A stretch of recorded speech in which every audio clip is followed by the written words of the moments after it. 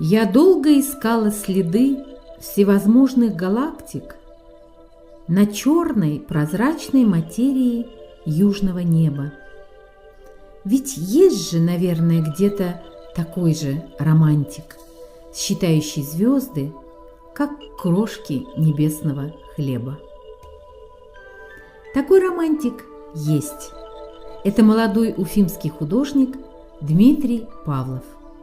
Мы предлагаем читателям аудиоэкскурсию по его картинам, представленным на выставке в нашей библиотечной картинной галерее. Но вначале слово автору. Итак, знакомьтесь, Дмитрий Павлов. Здравствуйте, слушатели, читатели. Родился я в Сибири, Чунояр, река Чуна. У меня родители военные, прожили очень много в Сибири. Потом мы переехали в Новобересинск, река Березань. Там вот творчество как раз началось. Я писать начал с 3 лет. Очень много копировал Айвазовского, Рериха. Это мои кумиры. Дмитрий, родившись в далекой Сибири, вы, тем не менее, оказались в Уфе. Как это получилось? Решалась судьба, где остаться, или в Кемерово поступать, или здесь. И я поступил в училище искусств на отделение живописи. Преподаватель Валиуллин Ринат Абдулинович. После этого я поступил в Академию Вейго на отделение народного художественного творчества или арт-дизайн.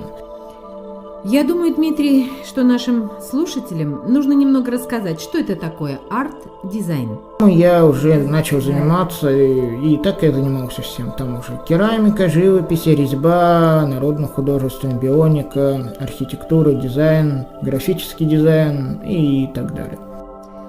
Художник Дмитрий Павлов работает в новом направлении живописи, которое сам и разработал – неокосмоимпрессионизм. Если импрессионизм изобрели французские художники, с космосом тоже все понятно. Приставка «нео» говорит о чем-то новом, а все вместе. Что это такое? Это как раз стиль, в котором работает Дмитрий. Скажите, пожалуйста, чем он отличается от других направлений живописи? Мое направление – это неокосмоимпрессионизм, расшифровывается так. Точка подчиняется мазку, а лессировка подчиняется тону. Потому что если даже посмотреть на тот же самый подсолнух не раскрытый, это уже, можно сказать, уже космос. Это уже космический корабль, это бионика, которая уже реально всю природу создала. Куда можно двигаться и развиваться, и фантазия. Вот. Выставка у меня называется «Далекие миры 3. Сквозь пространство». Это я начал как раз, это 3-я часть заключительной трилогии. Первая выставка у меня была «Далекие миры», это в Гостином дворе проходила 3 года назад. Вот. Это почему я начал, я именно хотел показать одну часть того, что далекий мир, он не одинок в Вселенной, как и у нас на Земле, потому что жизнь, она может быть в разном проявлении. Дмитрий, в ваших сюжетах преобладают темы космоса, Вселенной, далеких, неоткрытых миров. Ваши картины вызывают сильные эмоции у зрителей и своими размерами, и колоритом. В них загадка и тайна, в них скрываются бесконечные и разнообразные вселенные. Прокомментируйте, пожалуйста, несколько своих картин. На какие из них следует обратить внимание зрителям? В первую очередь на Вселенную, холст масла. Это именно показана Вселенная. На передней, да, бесконечная. Также закручивающая спираль на заднем плане. Это уже Вселенная, то есть галактика. Также есть Млечный Путь. летящие кометы бесконечные. Как раз показано все полностью и Вселенная. Потом можно смотреть на разным. Кстати, еще можно обратить на Красную планету. Красная планета — это одна картина, тоже моя знаменитая. Это говорится о том, что может быть с Землей. Каждый увидит в этой картине свое, конечно. Но трактовка такая: это и Марс, и Земля. Это что может привести. Если мы не будем беречь свою планету, а планета — это наш ковчег. Вот. Как раз я картину тоже написал «Ковчег 21 века».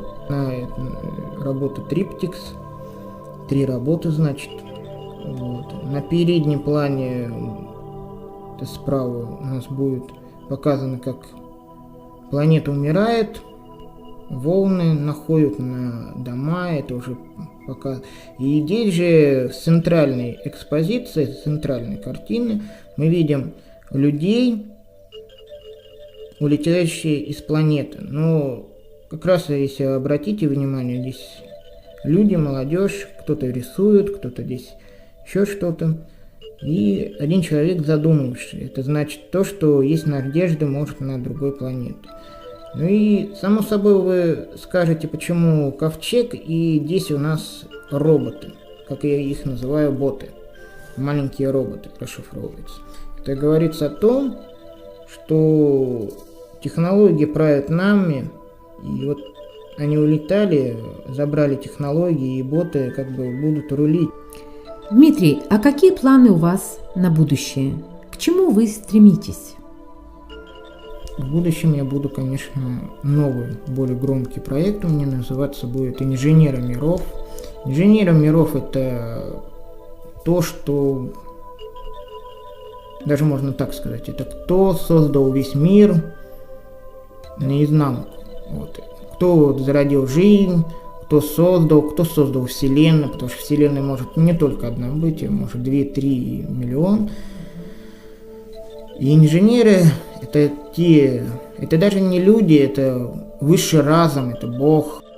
Заканчивая путешествие по космическим далям с помощью картин Дмитрия Павлова, представленных на нашей выставке, мы вместе с автором желаем всем любителям живописи и фантастики открытия новых миров и галактик, встреч с непознанным. Вы должны просто смотреть и наслаждаться работами, художниками и понимать весь мир, то, что скрыт.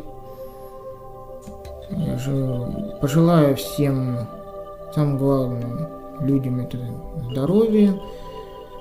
И больше смотрите искусство, слушайте хорошую музыку, смотрите хорошее кино, смотрите живопись. Ну а мы, в свою очередь, пожелаем Дмитрию творческого вдохновения, преданных поклонников и новых художественных выставок. Скажи, мой брат, откуда мы? Взорвавшись светом во Вселенной, звездой погибшей рождены, ее материей нетленной? Или в космическом пути, гонимые его дыханием, проникшим семенем взросли в земле, в чреве планетарном? Скажи, мой брат, Земля — наш дом или приют для постояльцев?